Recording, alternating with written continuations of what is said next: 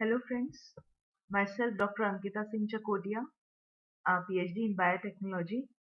आज हम बात करेंगे एवियन फ्लू और बर्ड फ्लू। बहुत ज़्यादा ये नाम सुनने में आ रहा है, हमारे भारत में बहुत ज़्यादा फैल गया है। कई स्टेट्स में इसका प्रभाव देखा जा रहा है बिकॉज़ काफ़ी बर्ड्स की डेथ हो रही है। कोरोना के बाद काफ़ी लंबे समय बाद कुछ बीमारी अस्तित्व में आई है जिसका इतना ज़्यादा प्रभाव देखा गया है। चलिए आगे बढ़ते हैं।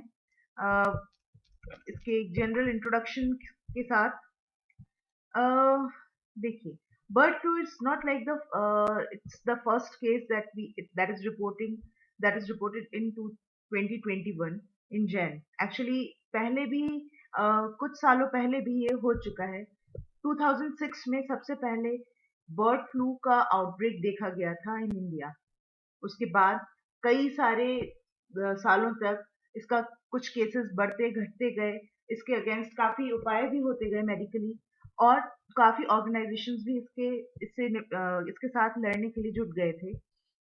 तो इसके चलते 2019 में इसका इंडिया ने डिक्लेयर किया था कि that we have the bird flu get we get rid of from this bird flu.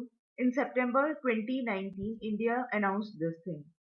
But unfortunately, in January 2021, in this year, bird flu is back because India में अचानक से काफी सारे राज्यों में एक साथ पोल्ट्री बर्ड्स की, दूसरे अन्य पक्षियों की मौत होने लगी, जिस वजह से कि हाई अलर्ट्स अनाउंस किया गया because of the death of thousands of duck, poultry birds across the India. Now, avian influenza भी इसको कहा जाता है। एवियन फ्लू या बर्ड फ्लू के नाम से तो जाना ही जा रहा है। एवियन इन्फ्लुएंजा भी कहा जाता है। एवियन मतलब बर्ड ही होता है। ये बहुत ही इन्फेक्शियस डिसीज है और मेनली ये जो टारगेट करती है वो रेस्पिरेटरी सिस्टम को ही टारगेट करती है बर्ड्स में। और ये H5N1 इन्फ्लुएंजा वायरस के द्वारा होती है। देखिए यहाँ पे मैंने डायग्राम भी शो किया है, ये वायरस का ही डायग्राम है। उसके ऊपर देखने में काफी ज्यादा ये सिमिलर लगेगा कि भाई ये कोरोना जैसा ही तो है, लेकिन ये कोरोना जैसा नहीं होता। हाँ, ये भी एक आरएनए वायरस ही है और ये वायरस है कोरोना के एक कॉजिंग एजेंट की तरह ही। तो ये but it's not a corona virus, it's H5N1 influenza virus. अब इंडिया की बात करें तो अभी जनवरी में ही एक साथ तकरीबन 9 राज्यों में इसकी पुष्टि की गई है कि बहुत सारे पक्षियों की मृत्यु इसके ही कारण हो रही है, जिसमें से हैं केरला, महाराष्ट्र, गुजरात, मध्य प्रदेश, राजस्थान, हरियाणा, दिल्ली, हिमाचल प्रदेश एंड उत्तर प्रदेश। लाखों की तादाद में यहाँ पे मौत हो रही है पक्षियों की। केरला अकेले ने 1700 की रिपोर्ट किया है। Maharashtra reported 900 cases of death. Further Gujarat में अब तक 356, मध्य प्रदेश में 1100, राजस्थान में 250। Further Uttar Pradesh have reported 1200 cases of death, and in Delhi it is 140, while in Haryana it is more than 1 lakh, and in Himachal Pradesh it is 1800. So it is really very hard situation for all of us to deal with it, because this may be lead to another challenge for all the health agency and for social and for all the human welfare, because अभी तक हम पूरी तरह से corona से नहीं निपट पाए हैं कि बर्ड फ्लू भी हमारे सामने एक चैलेंज के तौर पे खड़ा हो गया है आके। अब बात करते हैं पैथोजेनिसिटी ऑफ एवियन इन्फ्लुएंजा की। देखिए, 2 तरह की पैथोजेनिसिटी होती है इस वायरस की, लो और हाई। जब ये लो पैथोजेनिक होता है, जो कि आमतौर पर बर्ड्स ही उसके टारगेट होते हैं, तो क्या होता है कि ये बहुत ही हल्की डिसीज और इलनेस कॉज कराता है और लगभग कोई विशेष उसमें डेथ वगैरह नहीं होती है, and bird can survive with it. But if the H5N1 virus जब बहुत ही हाईली पैथोजेनिक होता है, उस केस में क्या होता है कि poultry birds get diseased and very severely, and उनका विद इन 48 आवर्स में डेथ भी हो जाती है। नेक्स्ट, जब लो पैथोजेनिक का बात करें तो लो पैथोजेनिक जो स्ट्रेन्स होती हैं वायरसेस की, उसमें क्या होता है, केवल थोड़ा सा ये देखने में ही सिम्टम्स हमें समझ में आ जाएगा कि थोड़ा बहुत ये जो फर होते हैं किसी भी पोल्ट्री बर्ड के या किसी अन्य किसी पक्षी के, तो ये इस तरह से बिखरे बिखरे से हो जाते हैं, जिसको कि कहते हैं ruffled feathers. Also it is reported that कि जो एग प्रोडक्शन में है, एग प्रोडक्शन में भी काफी गिरावट आ जाती है। नॉर्मल के कंपैरिजन में काफी कम एग प्रोडक्शन होता है अगर लो पैथोजेनिक एवियन इन्फ्लुएंजा का इन्फेक्शन हुआ है। लेकिन अगर हाईली पैथोजेनिक एवियन इन्फ्लुएंजा का इन्फेक्शन हुआ है, तो उस केस में क्या होता है कि सारे के सारे ऑर्गन्स किसी भी बर्ड के अफेक्ट होते हैं। It ultimately causes death of that bird. Now ज्यादातर एवियन इन्फ्लुएंजा की जो स्ट्रेन्स होती हैं वो लो पैथोजेनिक एवियन इन्फ्लुएंजा ही कॉज करती हैं, बहुत ज्यादा पैथोजेनिक नहीं होती हैं। बट समस्या ये है कि जो वायरस है तो म्यूटेशन रेट भी बहुत ज्यादा होगा, तो ये it can easily mutate itself. So कुछ एक जो स्ट्रेन्स हैं हाईली पैथोजेनिक जिनको कि बोला गया है, उसमें आते हैं H5N1 जो कि आजकल सबसे ज्यादा समस्या का कारण बना हुआ है, और दूसरा है H7 वायरसेस। तो ये दो कैटेगरी हैं। इसके अलावा अगर हम बात करें H5N1 किन किन में पाया जाता है naturally it is actually found in goose. ये एक वाइल्ड एक्वेटिक बर्ड है। इसी की तरह स्वान भी एक वाइल्ड एक्वेटिक बर्ड ही है। एक्वेटिक बर्ड वो जो कि पानी में भी आपको पाए जाएंगे, और बर्ड है तो उड़ेंगे तो है ही, पक्षी हैं। इसके अलावा गर्ल, ग्रेबीज एंड डक्स, इनमें नेचुरली H5N1 वायरस, जो एवियन वायरस है, वो प्रेजेंट रहता है and causes no disease to them, उनको कोई हानि नहीं पहुंचाता है।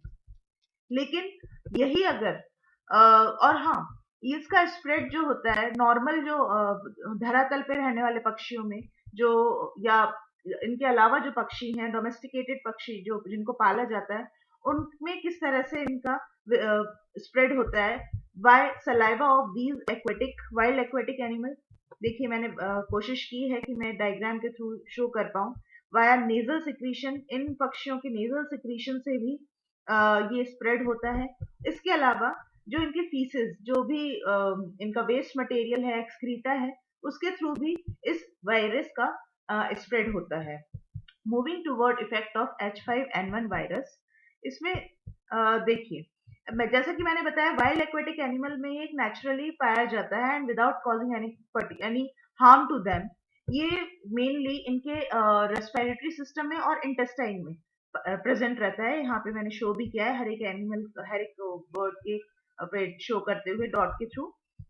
लेकिन वहीं जब ये डोमेस्टिकेटेड बर्ड्स में आ जाता है, डोमेस्टिकेटेड बर्ड्स की कैटेगरी में आते हैं duck, rooster, hen, turkey and goose. ये इनका पोल्ट्री बर्ड्स के भी नाम से जाने जाते हैं क्योंकि इनको पाला जाता है ह्यूमन वेलफेयर के लिए। इनसे अंडे भी प्राप्त होते हैं जिससे कि बिजनेस होता है, इनका मीट भी बिकता है। तो ये डोमेस्टिकेटेड बर्ड की कैटेगरी में आते हैं। तो जब ये वायरस इन पक्षियों से इधर आ जाता है, स्प्रेड हो जाता है इन डोमेस्टिकेटेड बर्ड में, तो it ultimately causes a severe harm to them and it kill these domesticated birds. Now, what happen if it further मतलब कि क्या होगा जब ये आगे और ट्रांसमिट होगा? ये अब किस किस कैटेगरी के एनिमल में ट्रांसमिट हो सकता है? देखिए यहाँ हॉर्स से बहुत कभी खुश लग रहा है, लेकिन बेचारे इसको भी इस वायरस का इन्फेक्शन हो सकता है।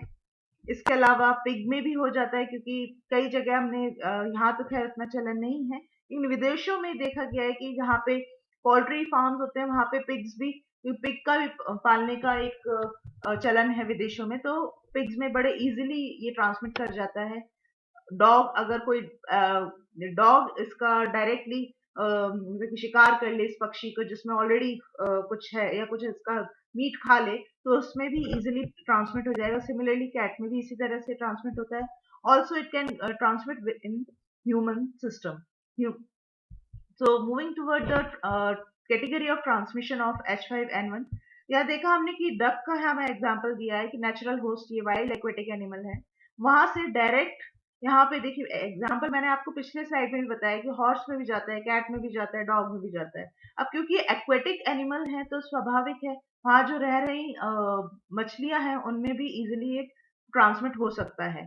डायरेक्ट ट्रांसमिशन कहलाता है जब ये एवियन मतलब कि जो दूसरे बर्ड्स हैं, डोमेस्टिकेटेड बर्ड्स हैं, वहां जब डायरेक्टली पहुंच जाता है उसको डायरेक्ट ट्रांसमिशन कहलाएगा। लेकिन ह्यूमंस में because they are different species, so it is called as interspecies transmission human, and moreover from human it can transmit into pigs, and from pig it can transmit into human।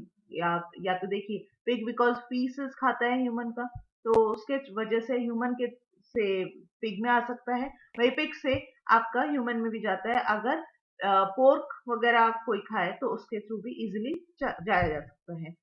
Now क्या होगा अगर human being में avian flu का infection अगर हो जाता है? जैसे कि मैंने आपको पहले भी बताया कि ये वायरस बहुत ही इजीली म्यूटेट कर जाता है। जब ये म्यूटेट करता है तो वो हमारी बॉडी में ह्यूमन सिस्टम में भी बहुत ज्यादा हार्म करता है, और उस कंडीशन को कहते हैं एवियन फ्लू इन ह्यूमन। तो what are the symptoms of avian flu in human being? It causes headache, runny nose, fever तो स्वाभाविक है, होगा ही होगा। सोर थ्रोट होता है बिकॉज ये रेस्पिरेटरी सिस्टम को ही अटैक करता है मेनली, तो sore throat, muscle act, shortness of breath because acute respiratory distress भी होगा, न्यूमोनिया जैसी कंडीशन भी क्रॉस करवा देता है। साथ ही साथ डायरिया एंड जॉइंट पेन भी होता है। The majority of human cases of influenza H5N1 and H7N9 virus infection have been associated with direct or indirect contact। जैसे कि मैंने पीछे भी आपको स्लाइड्स में समझाने की कोशिश की है कि डायरेक्ट कांटेक्ट से या इनडायरेक्टली भी ये ट्रांसमिट हो जाता है। We need to control the spread of this disease, that then only we can control uh, the spread of disease in human। now moving towards some important points, कुछ myths है इस बीमारी से जुड़े हुए, या कह लीजिए क्वेश्चंस हैं लोगों के दिमाग में कि भाई क्या हम चिकन और एग खा सकते हैं? अब बर्ड फ्लू है, जब बर्ड को हार्म कर रहा है तो स्वाभाविक है कि हमारे अगर हम इसे का सेवन करेंगे तो हमें भी कुछ ना कुछ नुकसान हो सकता है। लेकिन इसका आंसर डब्ल्यूएचओ ने अभी दिया है कि यस, अगर आप इसे खाते हैं तो आप प्रॉपर से आप बीमार होंगे अगर आप कच्चा खाते हैं, लेकिन अगर आप इसे प्रॉपरली पका के खाते हैं 70 डिग्री सेल्सियस या उससे भी ज्यादा ताप पर, तो आपको कोई भी हानि नहीं होगी, क्योंकि इतने ताप पे वो वायरस मर जाता है, सेंसिटिव होता है for this temperature of for this much temperature. Now क्या जैसे कि कोरोना वायरस में हमने देखा था ट्रैवलिंग लॉकडाउन हो गया था, ट्रैवलिंग बंद कर दिया गया था क्योंकि स्प्रेड के डर की वजह से। तो क्या ये इस तरह से ट्रैवलर्स जो इधर से उधर मूव कर रहे हैं, पलायन कर रहे हुए लोगों के लिए भी क्या ये खतरनाक है? तो इट्स नो, इट्स आंसर होगा it's not that much risky to travel with this kind of disease, because risk तब है जब आप कहीं पोल्ट्री फार्म के आसपास जा रहे हैं या आप डायरेक्टली बर्ड्स के कांटेक्ट में आ रहे हैं, तो आपका रिस्क पूरा पूरा बनता है। लेकिन अगर आप उनसे उनके आसपास नहीं जा रहे हैं, आप नॉर्मली इधर से उधर ट्रेवल कर रहे हैं, कोई कांटेक्ट नहीं है, ना डायरेक्ट ना इनडायरेक्ट, तो कोई भी इसमें ट्रेवलर्स के लिए डर की बात नहीं है। इसके अलावा हमें क्या प्रिकॉशंस लेना चाहिए इस डिसीज से बचे रहने के लिए? देखिए, first of all washing your hand is must. अगर आपको किसी भी, ये तो मैंने यहाँ पे बर्ड फ्लू की बात कर रही हूँ, किसी भी प्रकार की डिसीज से बचे रहना है तो सफाई बहुत ही इंपॉर्टेंट एक पॉइंट है। तो maintain your hygiene, wash your hands properly with a proper soap और hand wash and sanitise them. Further, clean food, hygienic food is also an important condition. Mask पहनिए, मास्क को अब ये मान लीजिए जीवन का ही हमारे एक भाग बन चुका है, तो wear your mask always so that you can get rid of from this, not exactly rid of, but हाँ बचे रहेंगे। दूसरा, डायरेक्ट कांटेक्ट, इस तरह के हाँ पक्षी बहुत प्यारे होते हैं, बट कोशिश करें कि अभी उनसे ज्यादा प्यार ना जताएं, उनसे डायरेक्ट किसी भी प्रकार का कांटेक्ट ना रखें, बिकॉज अभी जो कंडीशन देश में चल रही है, ऑलरेडी कोरोना से हम लड़ रहे हैं, इस तरह का अगर ट्रांसमिशन होने लगा तो बहुत ही मुश्किल हो सकती है उस पर्टिकुलर इंसान के लिए भी और पूरी सोसाइटी के लिए एंड देश के लिए। तो ये सारी चीजों को पॉइंट को ध्यान में रखते हुए हमें कोशिश करना है कि बर्ड फ्लू ह्यूमन सोसाइटी में एटलीस्ट ना आए। फर्दर जो भी डाटा मैंने अभी तक आप लोगों को दिखाया है, ये इन रेफरेंसेस के थ्रू मैं आप लोगों को दिखा रही हूँ कि यहाँ पे मैंने इन इन साइट से लिया है।